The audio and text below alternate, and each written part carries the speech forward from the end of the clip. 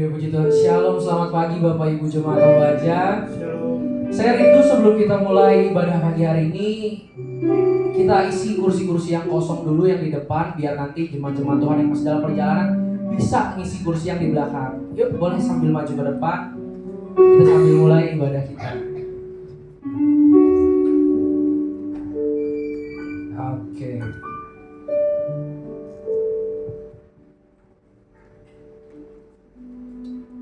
Haleluya, terima kasih Tuhan. Terima kasih buat pagi hari yang indah ini Bapak. Kami sudah siapkan hati kami yang terbaik Tuhan. Kami mau mulai ibadah ini Tuhan. Biar hanya nama-Mu saja ya Bapak. Kami memuliakan Tuhan.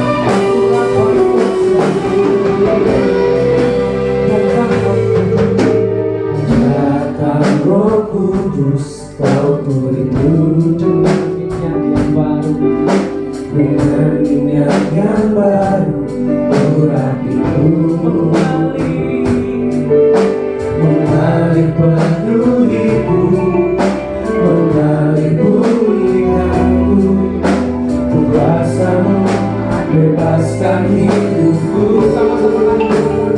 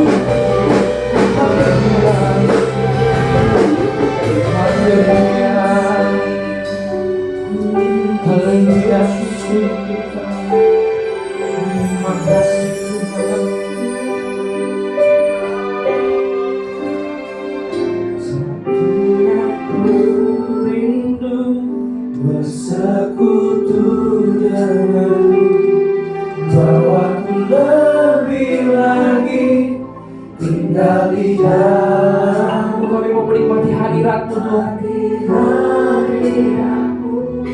Jamahlah seluruh hidupku, kuasa-Mu mengubah hidupku.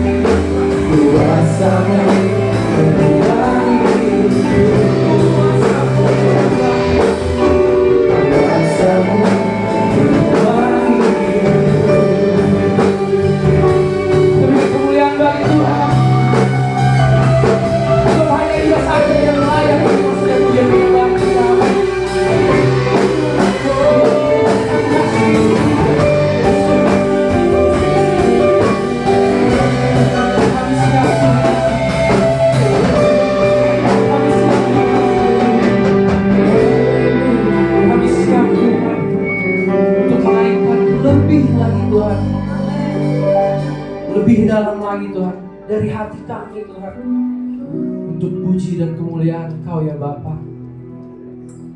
Kami yang hadir Tuhan, jemaat-Mu hari ini, Kau lawat setiap kami Tuhan, penuhi setiap kami Tuhan. Biar urapan-Mu yang nyata di dalam setiap kehidupan kami ya Bapa. Hari ini kami mau menikmati Engkau Tuhan.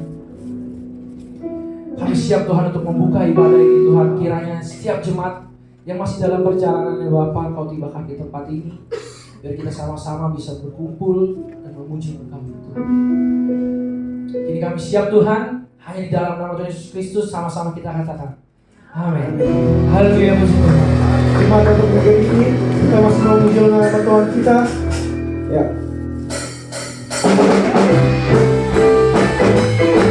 Haleluya.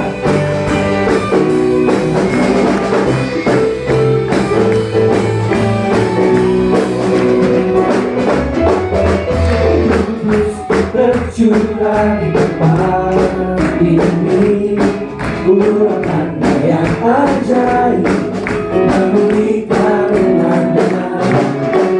Roh Kudus bercurah bagi jangan membangkitkan umat ini. Hari inilah harinya Tuhan, saat pembebasan tiba. Berlaku bersama mari bersorak gembira. Anggur baru bercurah memenuhi umatnya dengan sukacita. Minyak baru bercurah memenuhi umatnya yang Kau kuasai.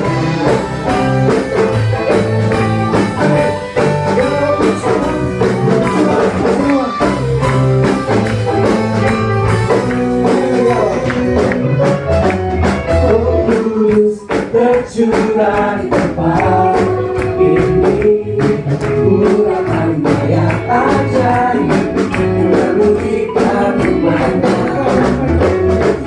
Roh Kudus bercurah bagi gerejanya, membangkitkan umat pilihannya.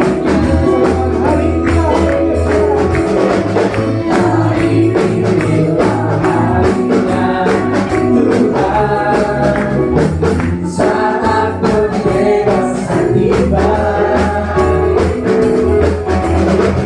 Belenggu dosa kami patahkan,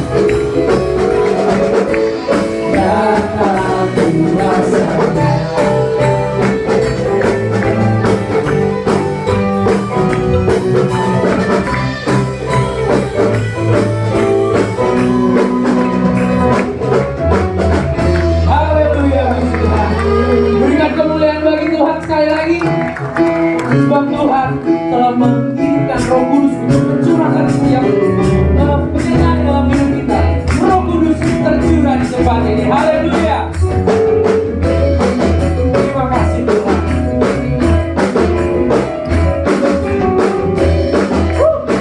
Satukanlah roh kami ya Tuhan. Satukanlah roh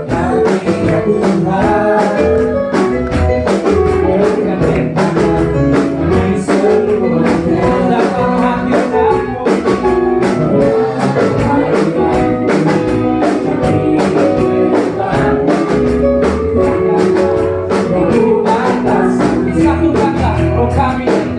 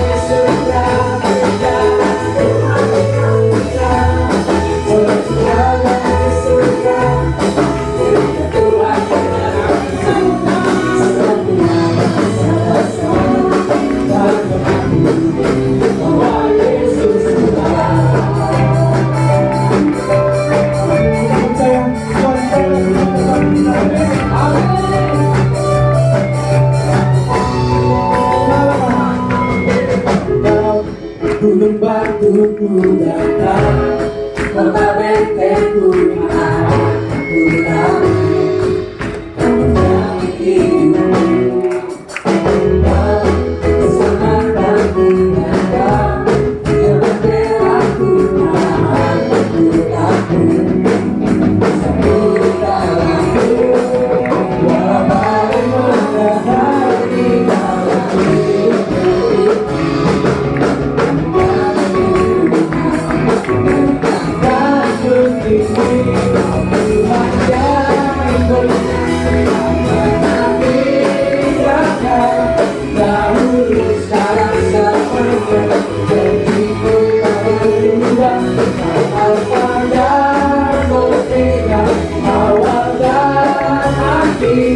Semesta alam memuja, engkau Tuhan yang bersama.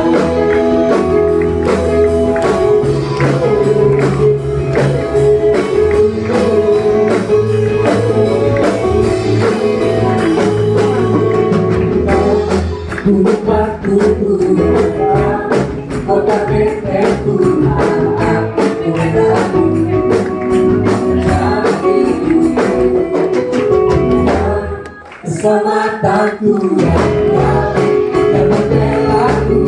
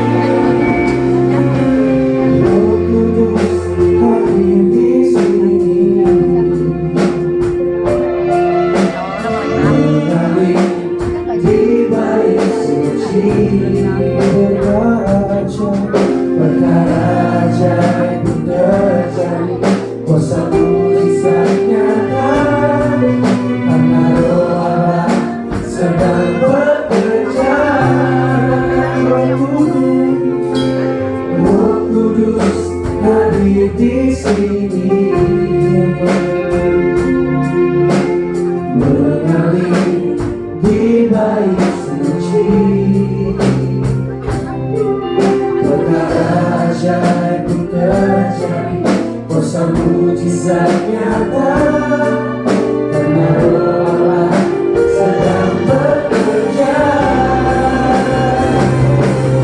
Tiada yang mustahil, tiada yang sukar, bila Roh Allah turut bekerja. Tiada yang mustahil bagi orang percaya, karena Roh Allah turut bekerja. Tiada yang mustahil dan tiada yang sukar, bila Roh Allah turut bekerja. Tiada yang mustahil bagi orang percaya, karena Roh Allah turut bekerja. Tiada yang mustahil dan tiada yang sukar, bila Roh Allah turut bekerja.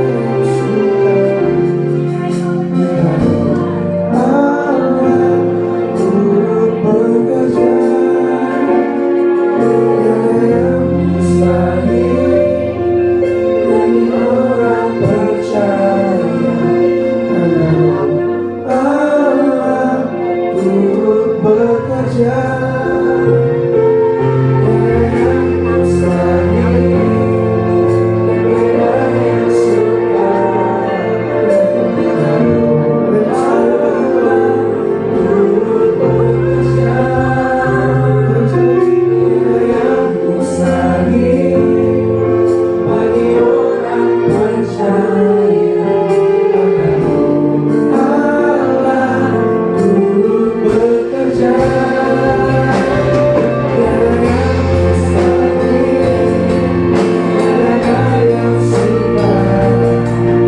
karena Roh Allah turut bekerja.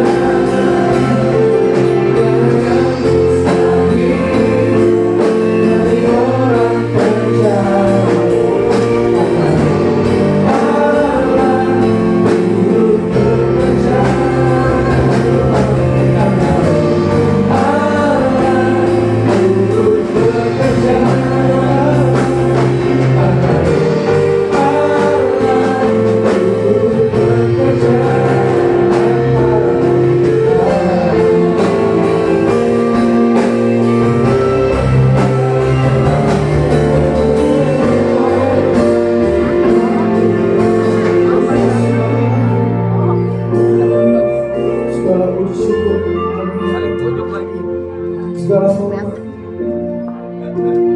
hanya bagi nama-Mu saja Tuhan.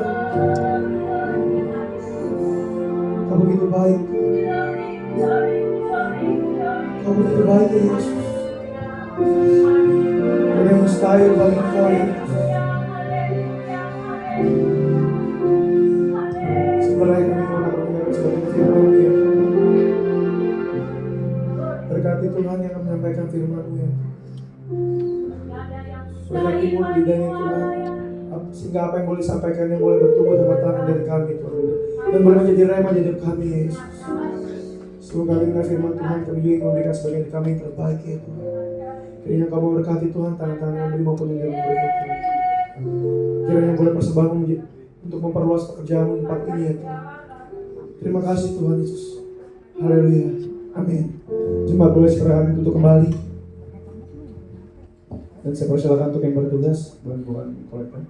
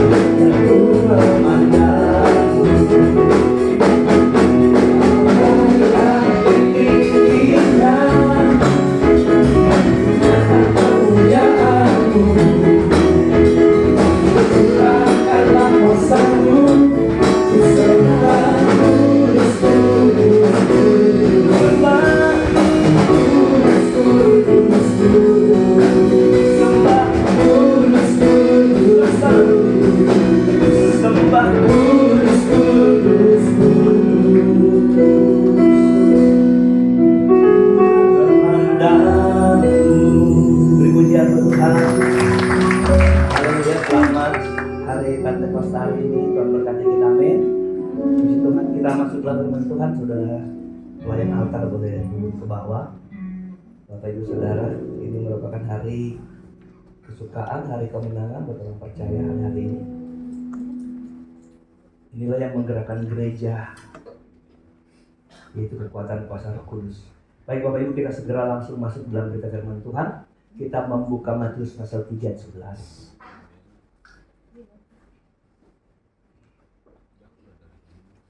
Monitor TV di sana sudah rusak, jadi saya tidak bisa baca di depan, tinggal membacanya di sini. Oke, Matius 3 ayat 11. Perhatikan dulu firman Allah ini. Aku membaptis kamu dengan air sebagai tanda pertobatan. Tetapi Ia yang datang kemudian daripadaku lebih berkuasa daripadaku, dan aku tidak layak melepaskan kasutnya. Ia akan membaptiskan kamu dengan roh dan dengan api. Kita mau bicara tentang membaptis dengan roh. Terjemahan ini sebenarnya keliru ketika dilihat dari terjemahan asli. Hanya kata dengan itu harus diganti di dalam atau ke dalam. Jadi sebenarnya tulisan ini harus berbunyi begini. Ia akan membaptiskan kamu ke dalam Roh Kudus dan ke dalam api. Bapak Ibu Saudara, baptis ditulis dari kata Yunani, kita sudah tahu semua, dari kata baptizo, dari kata dasar bapto. Itu artinya dicelupkan. Waktu Yesus lagi perjamuan kudus, perjamuan Tuhan pada hari dia masih hidup bersama dengan murid-murid, dia bilang, orang yang kemudian akan menerima roti ini, dialah orang yang akan menyangkal aku. Lalu dia mengambil roti, lalu dia mencelupkan ke dalam anggur. Kata celup itu juga ditulis baptizo atau bapto. Jadi baptis artinya harus hilang dari permukaan, karena dicelupkan. Ada pengertian jauh arti dari kata baptis. Baptis itu seperti orang yang ditaruh di bawah air terjun. Air terjun yang besar, lalu kemudian dia jatuh ke atas hidup orang itu, lalu orang itu nggak pernah kelihatan, yang kelihatan cuma air-air yang menudungi dia. Maka tidak salah kalau hari pembaptisan kudus itu sama pengertiannya dengan hari pencurahan Roh Kudus. Nah, Bapak Ibu Saudara yang diberkati Tuhan, kalau kita percaya bahwa hidup kita sudah mengalami baptisan Roh Kudus, menjadi pertanyaan dalam hidup kita adalah, apakah faedah dari seseorang yang mengalami baptisan Roh Kudus, mengalami sebuah kepenuhan Roh Kudus? Pagi ini saya mau bicara tentang 3 faedah yang didapatkan dalam hidup seorang Kristen ketika dia mengalami baptisan Roh Kudus. 1. Kisah Para Rasul 1 ayat 8.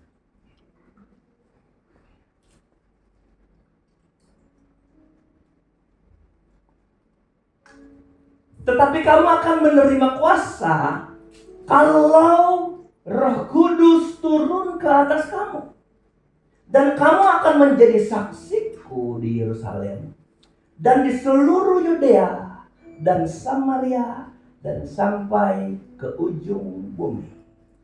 Saudara Bapak Ibu yang diberkati Tuhan, ini sebenarnya satu perintah Tuhan terhadap hidup semua orang percaya. Apa itu?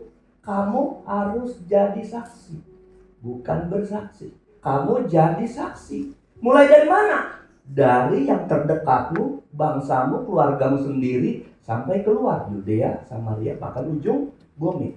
Tetapi untuk suksesnya seorang menjadi saksi, maka Allah harus melengkapi dia dengan apa? Kuasa.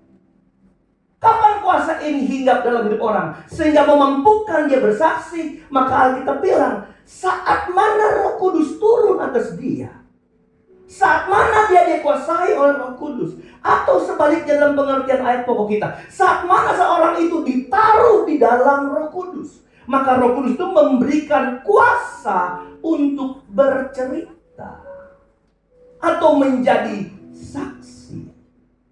Jadi yang pertama apa? Kalau Roh Kudus turun, kita ada kuasa yang mempengaruhi orang lain. Puji Tuhan. Bapak Ibu yang berkat Tuhan. Nah, kata kuasa di sini kita sudah tahu, sudah saya ulang-ulang, itu ditulis dengan kata dunamis, yang artinya power, kekuatan. Saudara. Nah, Bapak Ibu, saya mau bicara ini, saudara perhatikan baik-baik.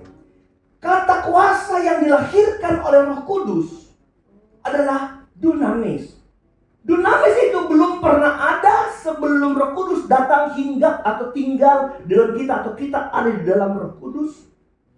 Dia melahirkan yang disebut dunamis. Jadi saya mau bilang, kuasa apa yang saya ganti. Apa pengalaman pertama seorang Kristen ketika dia mengalami baptisan Roh Kudus? Dalam hidupnya dia mengalami kuasa. Ada satu kuasa yang lain yang diterima oleh orang Kristen, bukan saat mana dia dipenuhkan Roh Kudus atau dibaptiskan Roh Kudus, tapi waktu dia percaya kepada Tuhan, dia juga diberikan kuasa. Mari kita lihat ayat itu, Yohanes 1 ayat 12. Saya mau beritahu ini sebagai pembanding bahwa hidup kita ada kuasa dua yang berbeda yang saling melengkapi. Supaya apa? Tujuan Tuhan di kehidupan kita tercapai.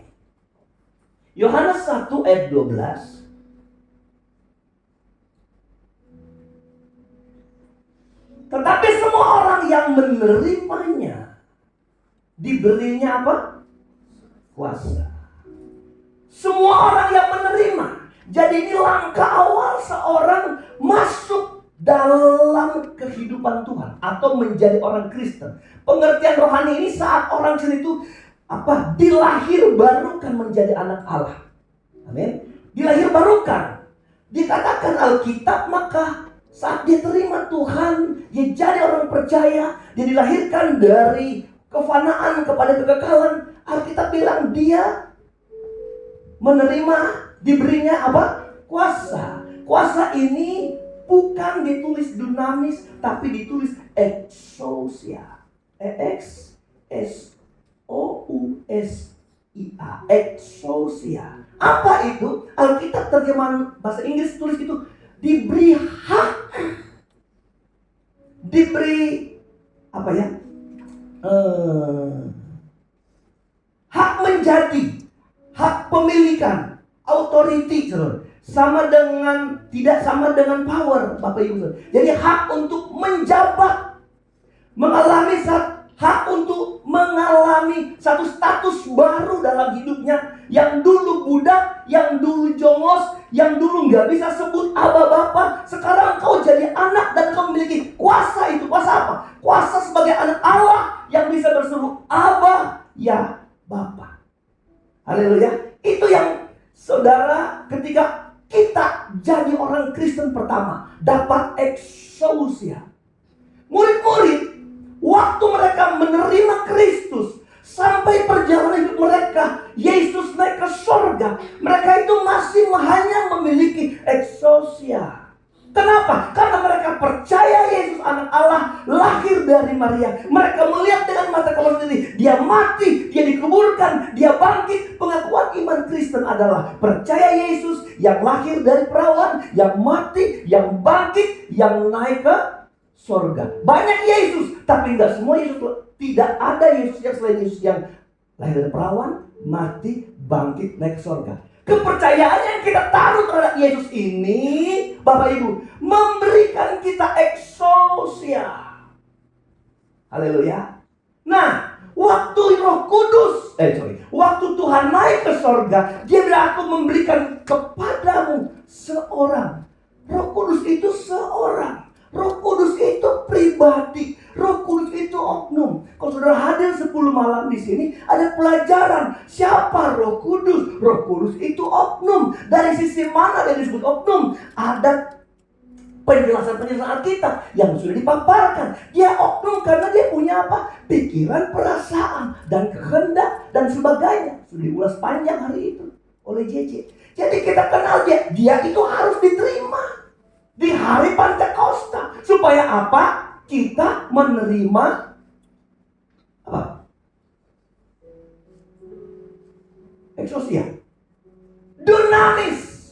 Dari dunamis ini lalu ada kata penjabaran menjadi dinamis. Lalu pengembangannya yang lain ada menjadi dinamo. Lalu dari dinamo ada pertemuan yang lain selain dinamo adalah dinamit, saudara.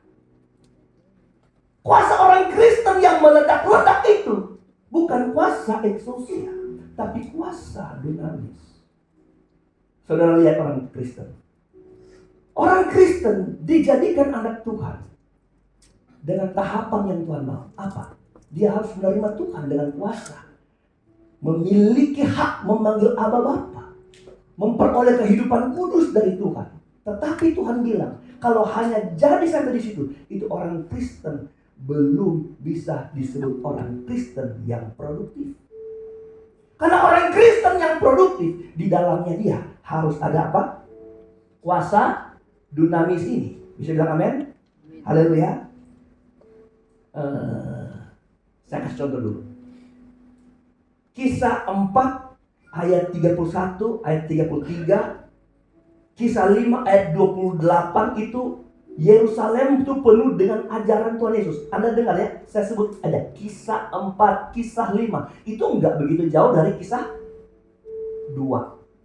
Haleluya. Lalu kemudian cuma dalam waktu dekat sekali itu Yerusalem sudah penuh dengan ajaran Tuhan. Saya membaca kisah 8 ayat 8 itu kota Samaria itu dipenuhi dengan sukacita yang besar. Sorry ya, ini kota loh saudara. Ini bukan dusun.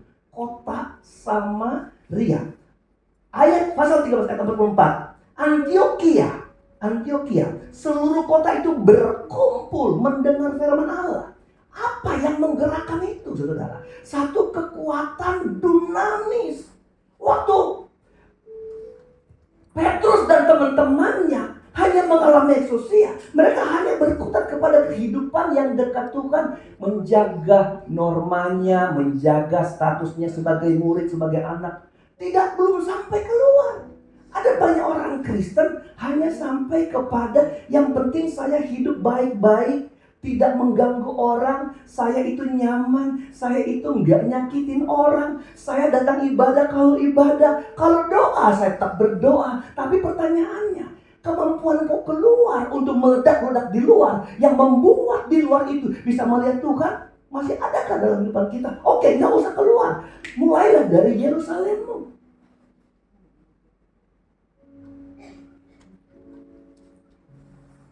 Kisah 16 ayat 20 kita baca aja ya.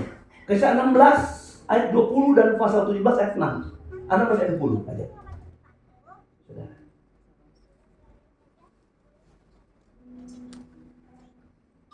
Setelah mereka membawa keduanya menghadap pembesar-pembesar kota itu, berkatalah mereka padanya. Mereka katanya, orang-orang ini mengacau kota kita ini karena mereka orang Yahudi. Kita pindah pembacaan ayat pasal 17 ayat yang ke-6.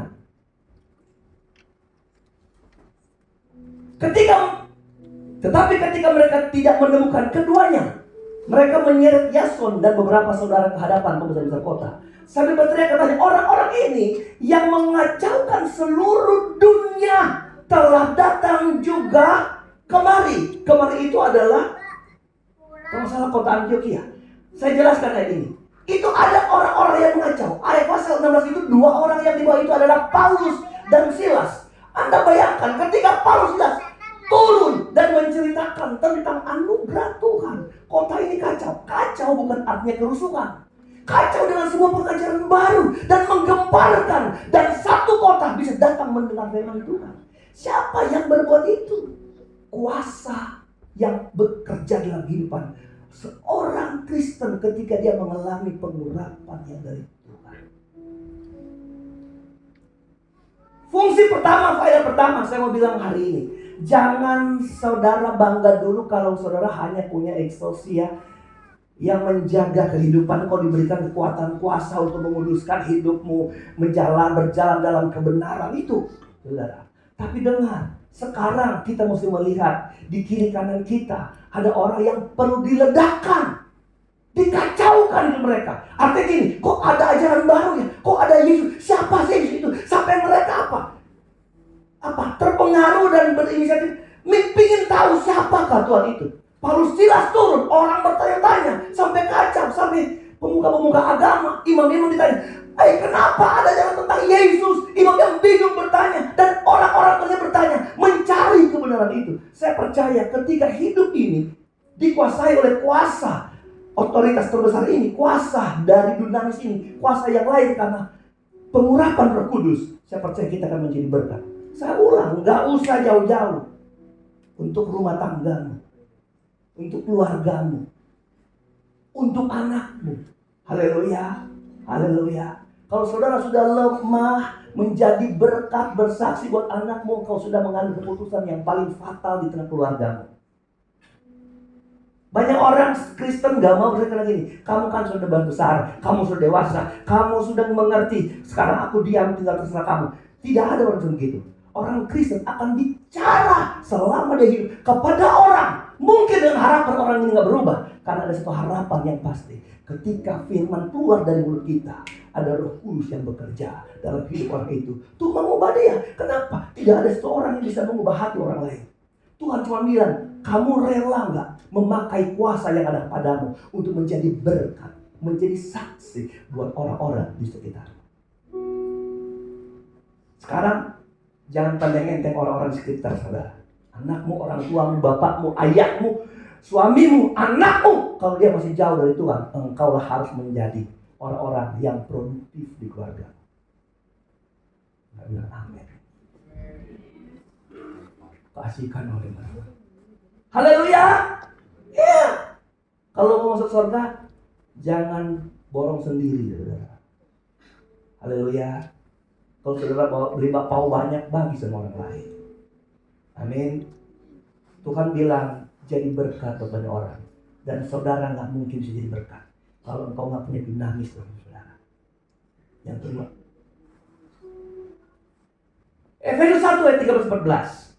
Yang kedua adalah gini, ketika Roh Kudus dalam kehidupan kita, dia itu akan memberikan kita kesempatan untuk mengalami kehidupan supranatural.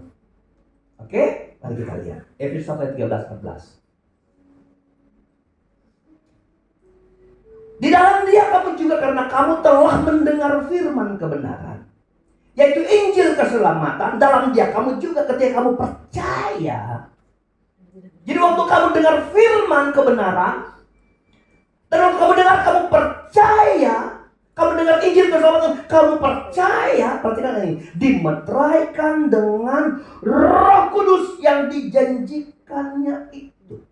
Ini sudah saya jelaskan sedikit waktu malam-malam. Tapi saya mau ulang sedikit juga saya mau ulang. Karena saya mau bicara ayat 14. Kenapa Alkitab memberi kata dimeteraikan dengan Roh Kudus? Kenapa enggak biasa aja? Ditaruhlah roh. Waktu dia percaya firman Allah, firman keselamatan, dia percaya sama itu, lalu Tuhan memberikan dia Roh Kudus. Tapi Tuhan memakai kata memeterai. Kenapa ada tulis meterai? Saudara pernah lihat meterai bukan? Pernah kan? Pernah bikin perjanjian lalu Anda bertanda tangan di atas meterai? Begitu saudara. Lalu di meterai itu ada gambar burung hantu, saudara. Burung Garuda, bukan? Karena burung hantu lambangnya Minahasa. Saudara percaya nggak? Burung Garuda pernah diupayakan untuk diganti sama burung hantu. Coba saudara Indonesia punya burung. Oke, meterai itu burung Garuda. Lambang apa itu? Negara Kesatuan Republik Indonesia. Suatu waktu saya sama Om Max ini janjian jual beli tanah gitu ya. Berapa hektar ini? Oh, berapa kali berapa? Oh, ini 10 kali 10 aja supaya gampang sudah mengerti. Oke, berapa harganya? 1 juta ya? Biar Anda mengerti kan. 1 juta. Ya oke. Supaya nggak terjadi kesalahan di belakang hari, kita buat itu di atas perjanjian atas meterai. Bahwa saya sudah membeli dan ada kwitansi ini. Perjanjiannya itu bahwa saya akan menerima, nah itu sebagainya tuh. Boleh dibaca di atas meterai dan diterangkan. Satu waktu ketika saya ukur tanah itu yang Om Maksi jual cuman 9 kali 10. Maka Om Maksi itu melakukan sebuah pelanggaran. Dia bersalah tidak? Bersalah dia. Siapa yang menjadi lawan dia ketika dia bersalah? Yang menjadi lawan dia bukan saya saja yang beli tanah itu, tapi yang melawan dia itu adalah burung Garuda. Kemanapun dia pergi, seluruh bangsa Indonesia akan lihat dan berani bilang kamu salah. Seluruh bangsa akan bilang kamu salah. Kenapa? Karena keterwakilan situ adalah Garuda, NKRI, orang Indonesia yang bisa menyatakan itu. Itu kenapa kita bilang ketika orang percaya ditaruh Roh Kudus dan itu sebagai meterai. Artinya apa gini? Kalau ada orang yang menggagahi kebenaran Roh Kudus dalam kita, surga yang akan turun membela orang-orang yang penuh dengan Roh Kudus. Kedua, kalau ada orang yang bisa yang boleh ntar saya cabut Roh Kudus, nggak bisa karena itu meterai ilahi dan hanya Allah yang dapat berkuasa terhadap meterai itu atas hidup kita. Boleh bilang amin? Berarti ada suatu pemberian yang paten yang nggak bisa dihubungkan selain surga. Maka ayat 14 kita lihat. Dan roh itu, roh apa? Roh Kudus yang dimeteraikan kepada kita adalah jaminan bagi kita sampai kita memperoleh seluruhnya. Saya mau jelaskan dulu kata jaminan. Jaminan itu bukan gini ya saudara. Saya mau kasih kamu Roh Kudus ya, tapi Roh Kudusnya 50% aja. Bukan begitu. Tapi Roh Kudus yang utuh diistilahkan sebagai jaminan. Haleluya. Oke. Belum selesaikan kok bacanya. Yaitu penebusan yang menjadikan kita milik Allah untuk memuji kemuliaannya. Haleluya. Dan Roh Kudus itu adalah jaminan. Saudara, itu jaminan ditulis dengan kata Yunani arabon. Jaminan itu adalah arabon, artinya pembayaran uang muka. Kalau saya membeli saudara? Bahan kain saudara. Lalu harganya 1 juta, saya bilang saya kasih 500 dulu. 500 itu sebagai jaminan. Nanti 1 bulan ke depan kamu akan menerima fullnya. Saudara, waktu saya kasih jaminan, itu penjual kain itu berani nggak jual kain ini kepada orang lain? Nggak bisa. Jadi Anda lihat, Roh Kudus itu sebagai jaminan. Artinya, ketika dia bilang jaminan, Allah mau kasih tahu, Tuhan kasih tahu sama kita. Kita itu sudah menjadi milik dari Roh Kudus itu sendiri di depan kita. Tapi dengar ya, hebatnya ini gini, waktu itu dikasih sama kita, Tuhan bilang jaminan sebagai kepemilikan, itu belum cukup. Itu akan berjalan terus sampai kita memiliki kepenuhan yang pasti. Gimana ya?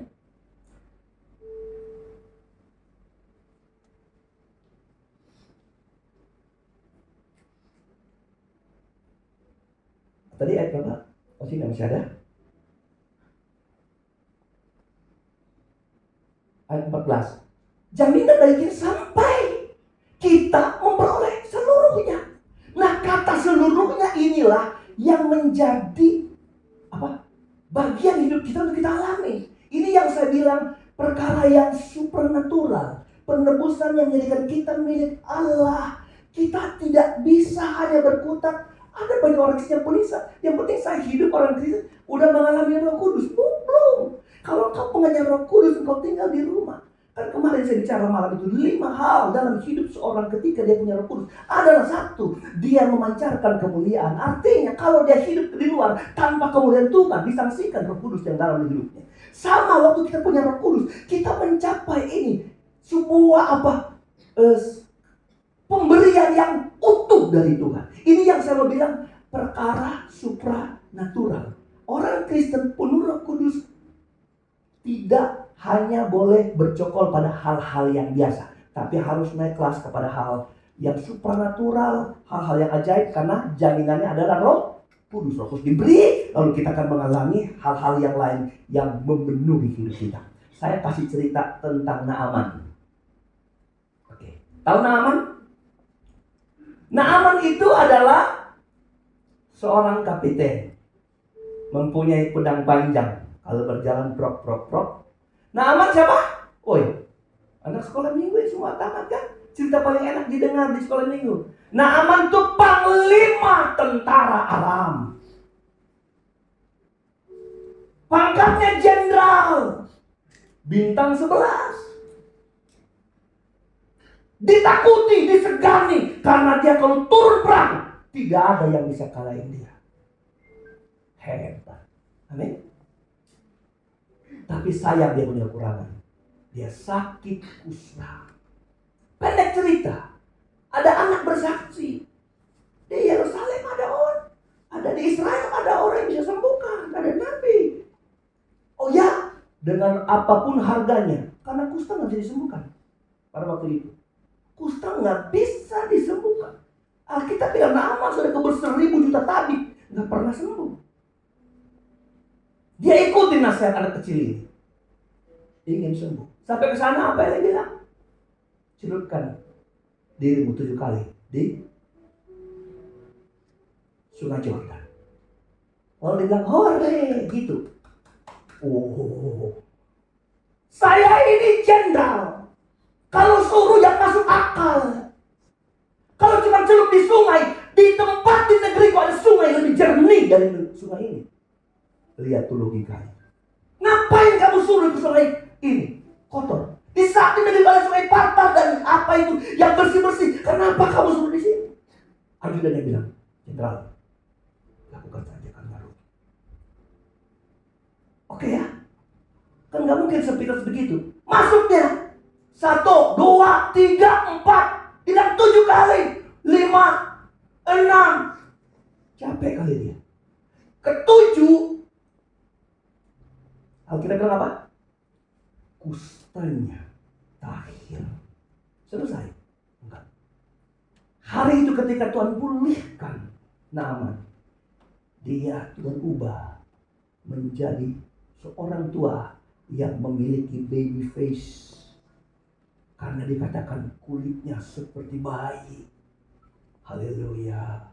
Kira-kira kalau Naamannya 60 tahun lalu punya kulit seperti bayi, itu waktu pulang ke negeri Aram, itu bisa kelihatan seperti Beni. Mudahnya.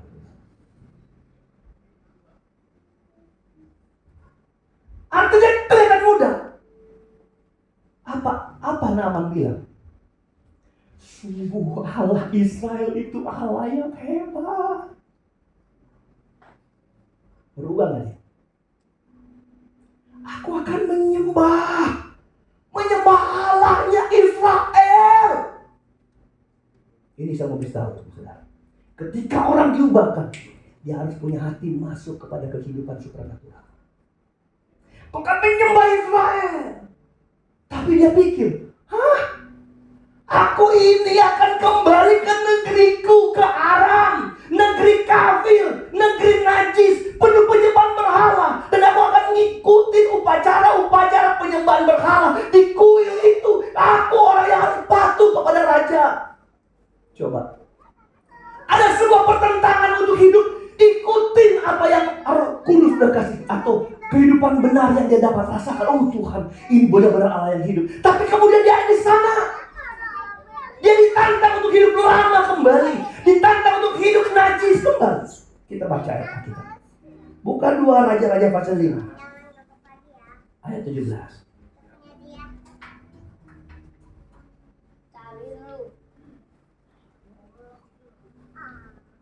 Oke?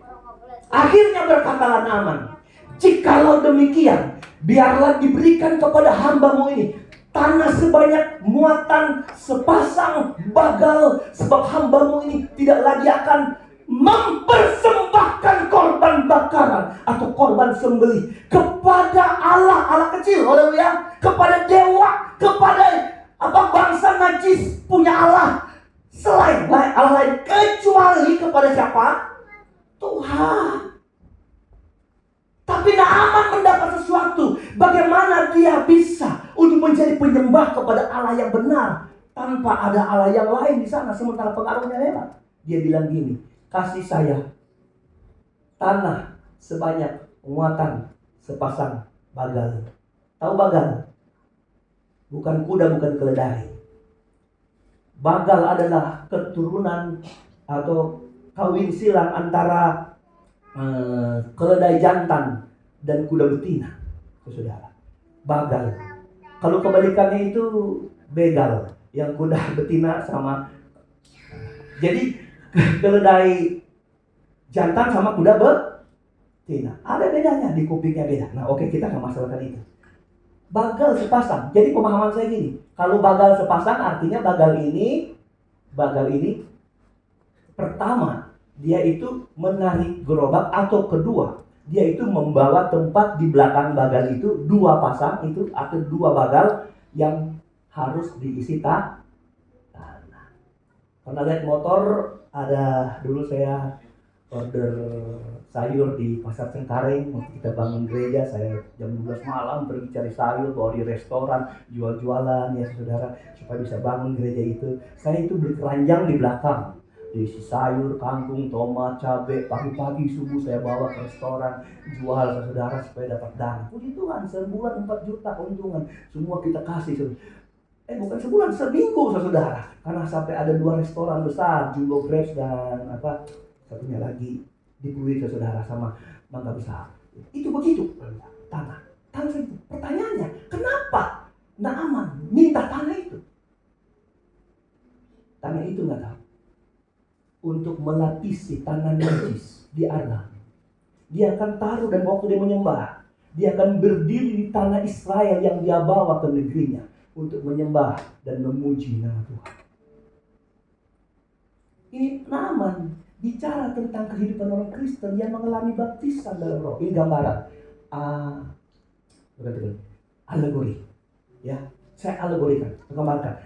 Itu Naaman. Waktu itu sama seperti kita terima Tuhan. Waktu dulu kita jadi penyangkal Tuhan. Apa sih Tuhan? Lalu kemudian kita ngikutin dengan Allah yang ucap Tuhan. Masuk dalam air, masuk dalam Roh Kudus. Roh Kudus menangkan ini gambarannya. Waktu itu kita keluar dan mengakui, oh benar Tuhan itu Allah yang hebat. Pertanyaannya, apakah engkau hanya sampai dia mengaku Allah yang hebat dan kembali kepada masa lamamu, atau engkau akan menjadi terus meningkat kepada kehidupan supranatural?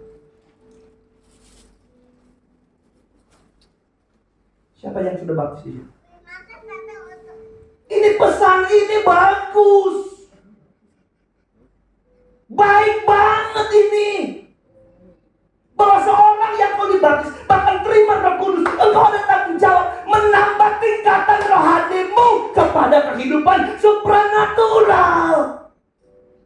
Naaman akan berdiri di tanah kudus yang dia bawa dari Israel. Dia berdiri menyembah, memuji Tuhan. Dia akan tampil beda dengan kebanyakan orang. Oh, haleluya. Gimana hidup kita yang ngaku ada Roh Kudus, tapi kita nggak pernah berbeda? Supranatural artinya bukan kebiasaan yang tidak terjadi sehari-hari. Itu supranatural. Yang kebanyakan terjadi itu bukan supranatural, tetapi yang jarang, yang aneh, yang goib, itu supranatural. Haleluya. Coba rasakan. Ada ledakan supranatural apa yang pernah kita buat sampai kita mengalami hal dahsyat bagi Allah kita? Jangan jadi Kristen biasa. Saya beritahu, engkau menghina Roh Kudus yang Tuhan beri sama saudara. Saya percaya hari ini dengan iman saya, setiap orang yang percaya, sesuai dengan kata kita tadi, yang percaya dimeteraikan oleh Roh Kudus. Karena kita udah percaya. Haleluya. Kita nggak perlu berbahasa-bahasa roh kita dapat meteraikan. Enggak, itu malah bagian dari ketika ada orang tertentu punya itu, sudah saya jelaskan. Kapan bahasa roh digunakan? Bagaimana itu bermanfaat kepada orang lain dan bermanfaat kepada kita, sudah saya jelaskan malam-malam di tempat ini. Tapi dengan waktu kita punya Roh Kudus, tidak bisa bilang saya nggak ada karunia untuk berubah, nggak bisa. Kalau kamu bilang saya pernah berubah, tapi saya nggak bisa berubah, berarti kamu nggak ada, atau kamu mendukakan Roh Kudus yang berupaya untuk membuat Anda apa? Berbeda dari orang-orang kebiasaan. dari kebiasaan orang. Haleluya. Itu dong. Coba jalan hidup saudara dan ngalamin itu. Dan saya mau beritahu sama saudara, itulah orang-orang Kristen yang menjalani hidup di dalam pimpinan Roh Kudus. Dia akan mengalami faedah ini. Dia akan mengalami pertumbuhan kepada kehidupan yang supernatural. Hal-hal yang luar biasa, hal-hal yang gak lazim, hal-hal yang tidak bisa terjadi. Bukan persoalan hari-hari itu saudara, tapi itu adalah mukminat. JJ menjelaskan, karena Roh Kudus ketika sampai di mujizat, dia bilang seperti Bapak Gembala bilang, mukminat. Dia masih belum tepat, saya yang belum tepat. Mukminat. Jadikan itu bagian hidup saudara. Memang saya senang kalau saudara dengar khotbah saya, saudara. Tapi saya lagi berdoa sedang ada alat yang lewat. Ya kan? Berarti saudara sedang ahli dalam mau mendengar firman. Coba saudara lihat pemain bass. Kata ahli atau enggak ahli itu kelihatan dari wajahnya. Benar enggak? Coba kalau yang biasa. Biasa. Coba kalau yang sudah mulai jago. Udah jago sekali. Anda lihat itu paling jago. Mulutnya aja jelek. Jago. Kelihatan. Boleh bilang amin? Tadi pemainnya gimana pemain masuk tadi? Jelek kan? Jago itu. Disuruh diminta traktir, jadi kau bilang jago. Boleh bilang amin? Haleluya. Jadi orang kita harus mengalami kehidupan supernatural supaya benar Roh Kudus itu benar-benar kita, oh betul saya ini ada peranan Roh Kudus.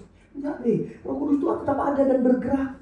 Kalau kau lawan juga kita bisa lawan, saudara. Kita banyak hal yang Tuhan mau kita. Ternyata udahlah, kamu jalan seperti begitu. Nanti besok kita ketemu di hal, nanti kalau ketemu hal penjelasan seperti itu. Yang ketiga, saudara. Yang ketiga ini saudara, masih ada 6 lagi. Saya bilang. Yohanes pasal 14 ayat 26. Yang ketiga apa? Kalau kita punya Roh Kudus yang memberi penerangan terhadap firman yang kita dengar atau firman yang akan kita sampaikan. Yohanes pasal 14 ayatnya yang ke-26. Tetapi penghibur, yaitu Roh Kudus yang akan diutus oleh Bapa dalam namaku. Jadi dia itu gak diutus bukan dari sorga. Bapa pemilik sorga dan meterainya adalah nama Bapa diberikan. Sah. Dialah yang akan mengajarkan segala sesuatu kepadamu dan akan mengingatkan kamu apa yang diingatkan. Semua yang telah kukatakan, kufirmankan kepadamu. Jadi Bapak Ibu Saudara, apa yang diajarkan, apa yang diingatkan sebagai firman yang mengajar dan mengingatkan, itulah yang akan diterangi oleh Roh Kudus. Satu ayat lagi untuk menunjukkan itu. Yohanes 16 ayatnya yang ke-13.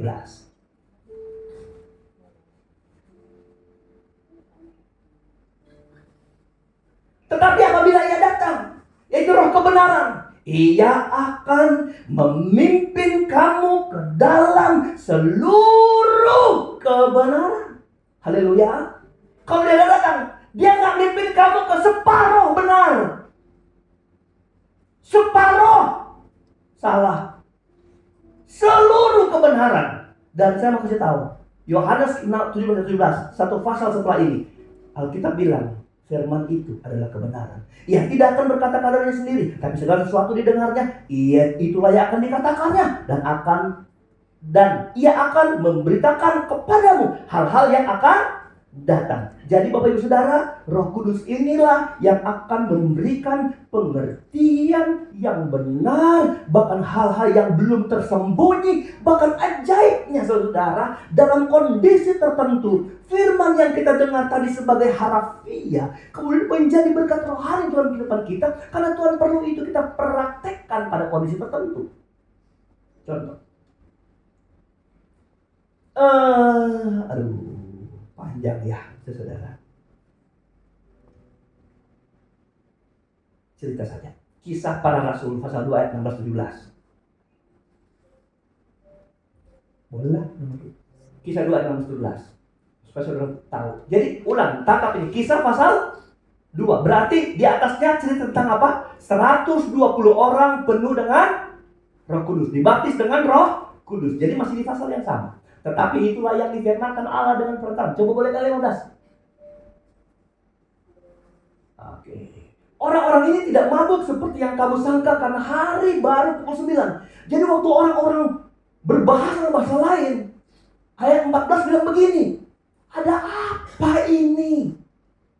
Lalu yang lain juga bilang seperti ini, mereka mabuk oleh anggur. Waktu mereka bilang mabuk oleh anggur, waktu orang bertanya apakah yang terjadi ini, Petrus berdiri. Jadi ini dalam konteks masih doa. Roh Kudus baru sedang dicurahkan. Masih dalam hitungan detik, hitungan menit. Ayat 14. Ayat 16 saja. Ini sudah saya jelaskan tadi, Ben. Ayat 16 tadi.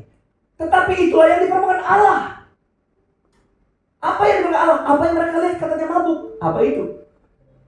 Dengan perantara Nabi Yoel akan terjadi pada terakhir. Demikianlah firman Allah. Aku akan mencurahkan rohku ke atas semua manusia. Maka anak laki-laki dan perempuan bernubuat. Terutama akan mendapat penglihatan. Orang-orang yang tua akan mendapat mimpi. Dan seterusnya. Anak baru terus. Hebat sekali ini Petrus menjelaskan tentang Yoel. Lalu tentang Roh Kudus. Tentang keselamatan. Dan tentang Yesus Kristus. Saudara, Petrus tidak sehebat itu menyelidik Taurat sama di waktu dia mengikuti Tuhan. Tapi ketika Roh Kudus turun hanya dalam hitungan beberapa menit, dalam kondisi tertentu Allah menaruh firman dalam hidup Petrus untuk dijelaskan apa yang kau pikir mabuk, nggak seperti itu. Karena di perjanjian lama di Yoel pasal 2 dijelaskan, terutama anak muda, orang tua, bayi akan dapat peranan Roh Kudus. Coba bayangkan. Apa dia perlu belajar? Siapa yang menerangi kebenaran itu? Siapa yang bisa menguasai Roh Kudus? Sementara dia sendiri baru terima, saudara. Itulah peran Roh Kudus dalam hidup kita. Yang kedua, saudara tahu orang yang paling banyak menulis kitab di Alkitab adalah Paulus. Dulu Paulus itu namanya adalah Saulus. Saudara udah tahu ceritanya kan? Saulus itu, dia itu adalah murid dari seorang guru besar yang terkenal. Bahkan sampai hari ini. Namanya Gamaliel. Gamaliel guru apa? Gamaliel guru Taurat. Guru Alkitab perjanjian lama. Saudara Paulus atau Saulus lolos dari kelas Gamaliel dengan peringkat terbaik. Murid terpintar pada waktu itu. Tapi dengar, waktu Saulus namanya pertama, lolos, dia menjadi apa?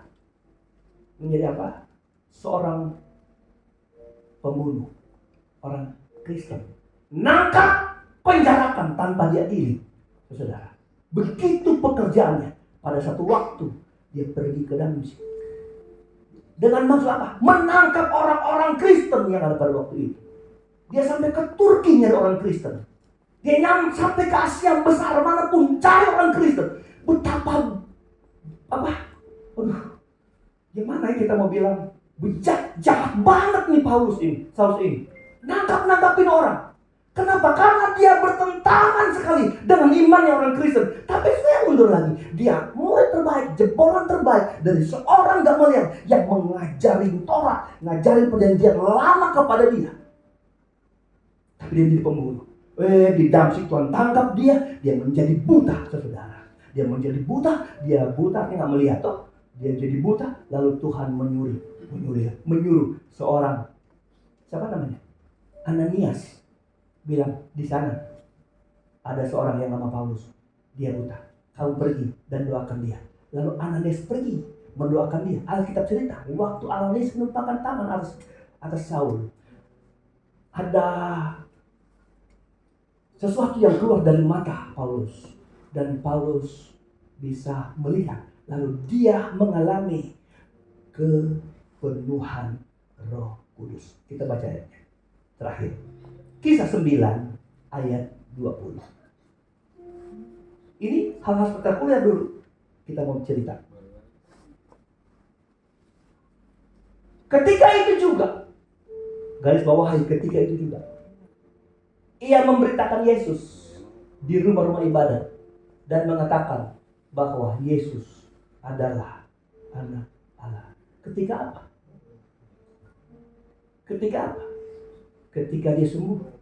Ketika dia melihat. Bukan cuma itu. Ketika dia diurapi oleh Roh Kudus. Saat itu dia apa? Pergi ke rumah ibadat dan mulai cerita tentang apa? Yesus adalah anak Allah. Dulu dia gak ngerti. Gamaliel kasih tahu, nggak ada satu istilah, simbol atau tanda-tanda perjanjian lama yang menerangkan tentang Yesus ada di perjanjian baru yang akan datang. Dia tidak mengerti. Dia kalah hebat dari imam besar yang ada waktu Herodes panggil. Apa betul ada raja yang baru lahir? Oh iya Tuhan, akan ada. Dia lebih mengerti dari seorang Paulus. Paulus gak ngerti, dia musuhin kekristenan. Saya tanya, kenapa dia ada perubahan besar dari yang gak ngerti firman Allah, menantang firman Allah, kemudian dia bisa menerima tentang firman yang adalah Yesus itu adalah juru selamat. Saya boleh tahu jawabannya. Hanya karena Roh Kudus bekerja dalam hidup dia. Berapa banyak kali sudah dengar firman Tuhan? Saya beritahu, kalau engkau punya Roh Kudus, engkau mengerti firman Tuhan. Satu waktu kita dengar firman Tuhan, ada bahkan banyak orang bisa dengar firman Tuhan, bahkan dia senang dengar firman Tuhan. Tapi selama itu tidak ada peran Roh Kudus, itu menjadi pengetahuan semata dalam hidup kita. Kita jadi orang-orang yang ahli berdebat. Makanya orang-orang yang suka berdebat itu orang-orang yang kadang peran Roh Kudus itu minus dalam kehidupan dia. Siapa yang bisa memahami dan mengerti kalau bukan Roh Kudus yang adalah Tuhan sendiri dalam hidup kita? Maka dari itu, kalau mau datang sama Tuhan di gereja, saudara berdoa, bilang Tuhan, aku mau ibadah. Tuhan Roh Kudus urapi saya Tuhan, supaya saya mengerti firman Allah. Saudara tahu orang Pantekosta dulu, saudara Pantekosta dulu, mereka datang ke gereja itu. Langsung berlutut. Berlutut dulu. Habis itu mereka berdiri lalu ikut penyembahan. Dia pun mau terlambat atau mau maju atau mau datang lebih dulu, mereka berdoa dulu. Doa dulu. Apa? Tuhan, kehadiranku di sini harus membawa arti di hidup saya. Apa yang dia harap? Supaya dia dipenuhkan atau diurapi oleh Roh Kudus, supaya firman yang dia dengar menjadi kekuatan dalam kehidupan dia. Saya percaya semua orang yang mendengar dengan Roh Kudus akan membawa kekuatan, tidak sekedar pengetahuan. Karena kalau cuma pengetahuan, saudara kalah sama Paulus, oke? Tapi kalau saudara punya Roh Kudus, akan mengerjakan perkara-perkara supranatural yang hebat dan luar biasa di hidup saudara. Bukan hanya tahu firman, tapi hidup meningkat, menjadi berkat, menjadi saksi. Itu tiga komponen yang berkaitan satu dengan yang lain. Tundukkan kepala. Terima kasih Bapa di surga, haleluya. Tundukkan kepala saudara.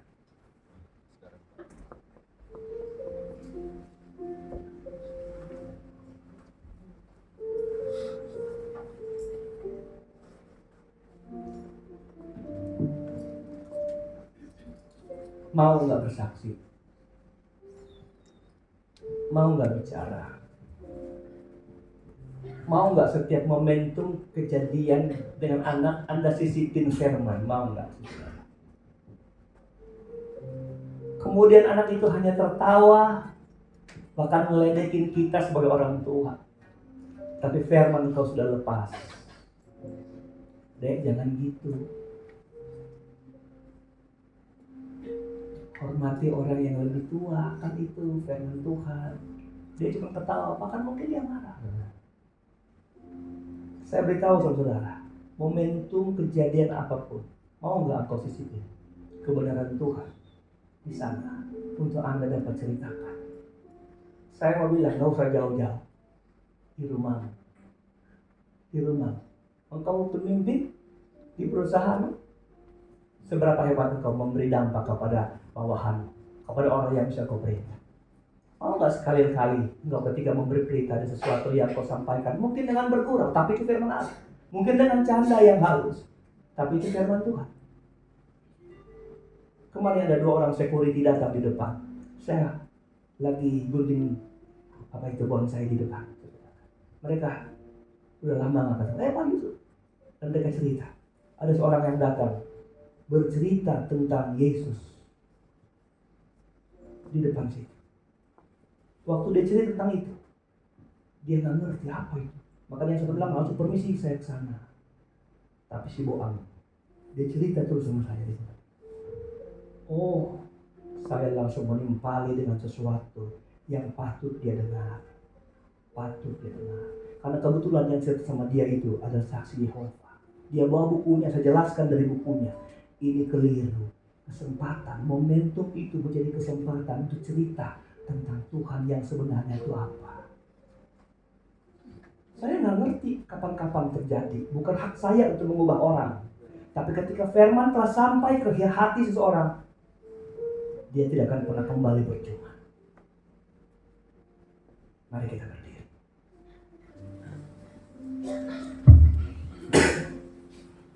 Jadilah orang Kristen yang memiliki nilai tambah kehidupan supranatural. Kalau kau sudah dibaptis, bahkan kau rasa kau sudah penuh Roh Kudus, ada Roh Kudus saja, engkau ngerti itu saudara-saudara, engkau sedang berjalan kepada kepenuhan yang sempurna nanti, yaitu kehidupan supranatural. Jangan kembali ke masa lalu. Kalau kau dulu penjudi, jangan kembali judi. Bawa tanah Israel, tumpuk itu di atas meja judimu. Engkau sekarang berdiri di tanah suci, tanah Israel, di mana kau pernah melihat anugerah, pernah mengalami masuk ke sungai itu, pernah mengalami hal rohani. Jangan biarkan hal-hal lama di arammu yang membuat engkau terpengaruh. Bawa tanah Israel, taruh di tempat lamamu, dan kau berdiri tanah yang suci, tanah yang kudus. Saya percaya kau mengerti maksud saya. Saudara, jangan pernah tinggalkan pengaruh kehidupan rohani yang kau pernah dapat semenjak ketika engkau dengar atau terima Tuhan Yesus. Terima kasih Bapa di surga. Dan jadilah orang yang setia gereja. Dengarlah firman Tuhan dengan sungguh-sungguh. Jangan main-main. Lepaskan HP-mu. Jangan ngobrol, saudara. Karena Anda serius aja, Anda kadang tidak mengerti. Bagaimana kau mengerti? Saudara, terima Roh Kudus. Roh Kudus akan memberikan pengertian dalam hidup. Kita bilang terima kasih buat Tuhan. Turut bekerja, tiada yang mustahil, dan tiada yang sukar. Allah turut bekerja antara kita. Roh Kudus hadir di sini.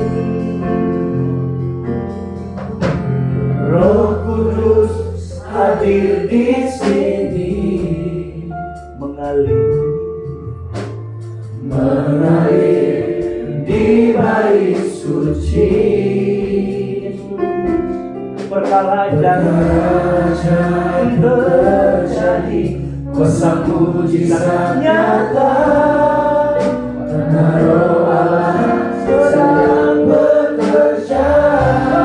Hadir di sini, Roh Kudus hadir di sini, mengalir di bait suci. Ada perkara ajaib, perkara supranatural yang akan kita alami, terjadi di hidup kita ketika Roh Kudus ada dalam kehidupan kita. Sedang bekerja, tiada yang mustahil. Haleluya. Tiada yang terlalu sulit, tiada ada yang terlalu sukar bagi Tuhan untuk mengerjakan perkara-perkara ajaib hidup kami. Oh, tiada yang mustahil bagi orang percaya. Amin.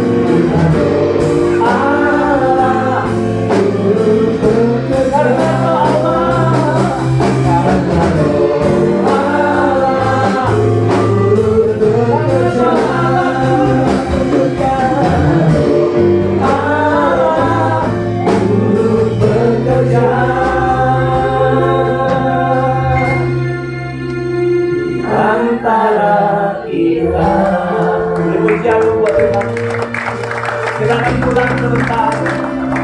Biarlah kuasa Roh Kudus semakin nampak dalam hidup kita. Ada yang mau dibantu doa, yang mau milik Tuhan, yang mau didoakan, yang punya keperluan, yang ingin dapat jamahan Tuhan secara khusus, tidak apa-apa. Ada orang yang dijamah lalu kepenuhan Roh Kudus, engkau datang ke depan. Itu prinsip Alkitab yang kita pernah berubah. Tapi Roh Kudus dia datang dari hati yang rendah. Dia seperti air yang akan turun, mengaliri hatimu yang rendah. Lalu kau mengalami kepenuhan Roh Kudus. Tiada yang mustahil. Saya undang bagi saudara yang ingin ada ke depan itu akan sebelum kita kembali ke rumah masing-masing.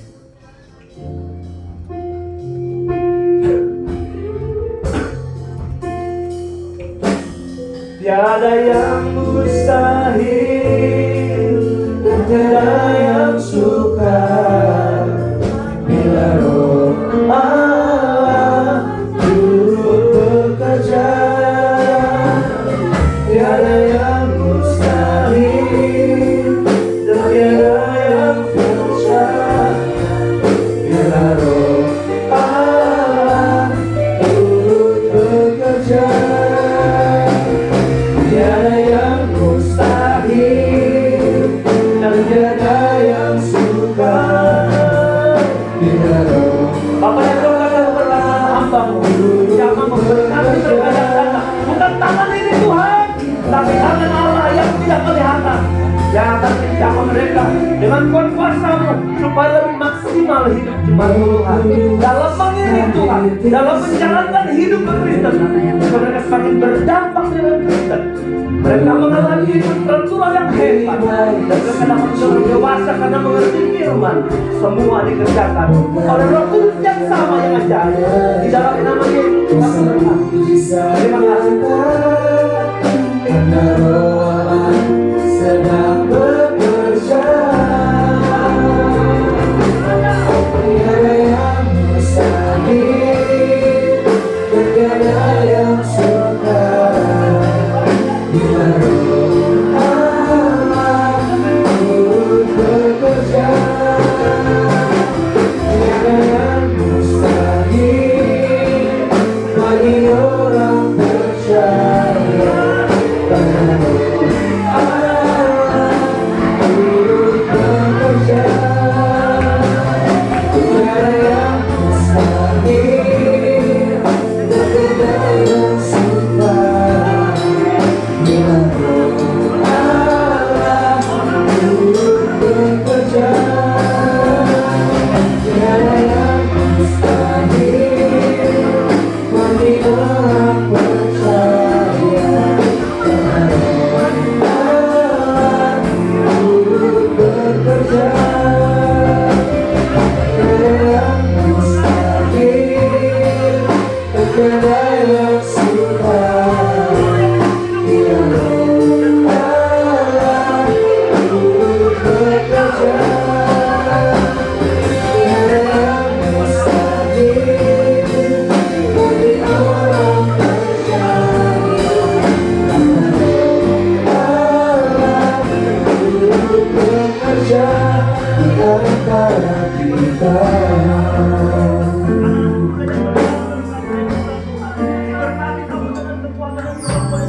Roh Kudus hadir di sini, menghangatkan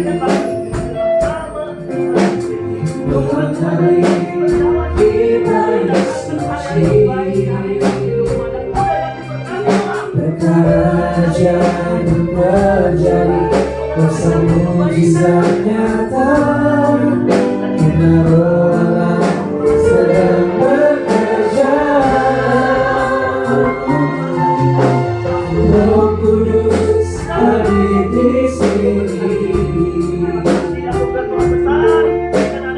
mengalir di bayu suci. Perkara ajaib terjadi, kuasa mujizat nyata.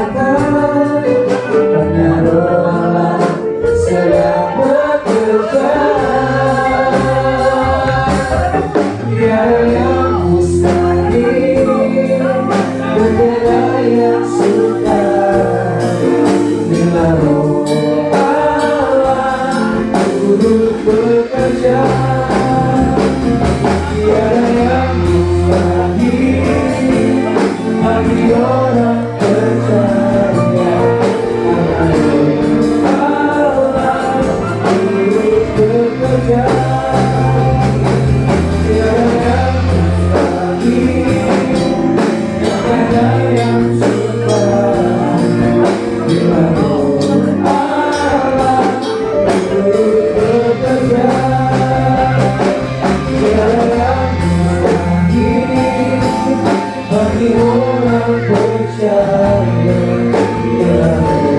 Allah turut bekerja. Tiada yang mustahil, tiada yang sukar.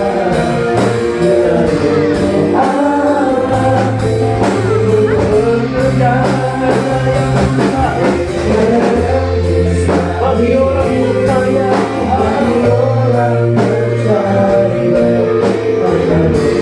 Allah turut bekerja.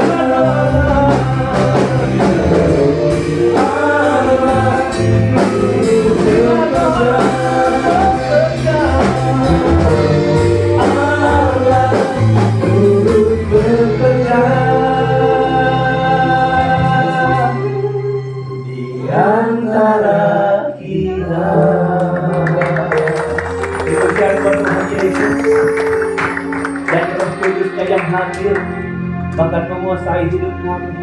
Engkau hadir bagi gerejamu untuk menjadikan gerejamu dewasa di dalam Tuhan.